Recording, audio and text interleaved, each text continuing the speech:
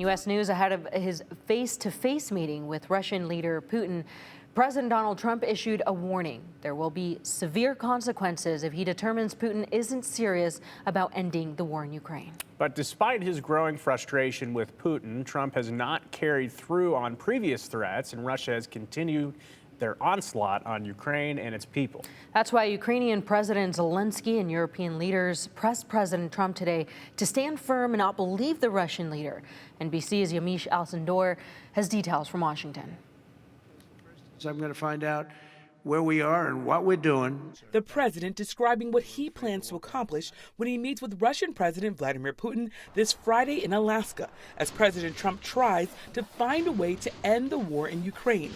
This morning, President Trump speaking to Ukrainian President Volodymyr Zelensky and European leaders. They were not invited to the Alaska summit and are worried that any agreement made there could be disastrous for Ukraine and Europe. President Trump has said there may need to be some territory swapping between Russia and Ukraine, but that's a non-starter for Zelensky, who urged President Trump not to give in to Putin. Zelensky insists Russia does not want peace and instead wants to fully occupy Ukraine. Meanwhile, today, President Trump downplaying expectations for the summit at a U.S. military base in Anchorage.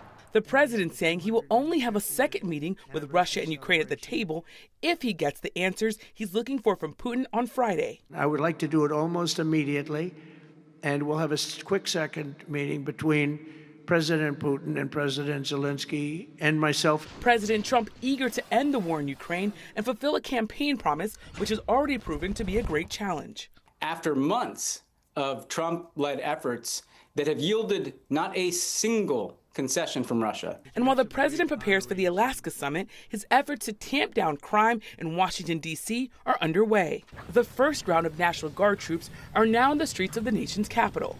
A White House official said the guards are being deployed to deter crime, protect federal assets, and provide a safe environment for law enforcement officers to make arrests.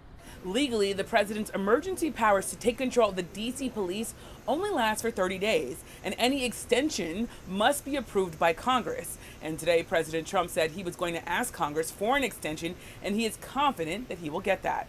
Yamiche Alcindor, NBC News, the White House. When Russian President Putin lands in Alaska, he will be the first president to visit the state since Moscow sold the Alaska territory to the United States in 1867 for $7.2 million. It will also be the first time Putin has been to the U.S. in a decade. The last time he was was in 2015, that is, when he spoke to the United Nations and met the then President Barack Obama.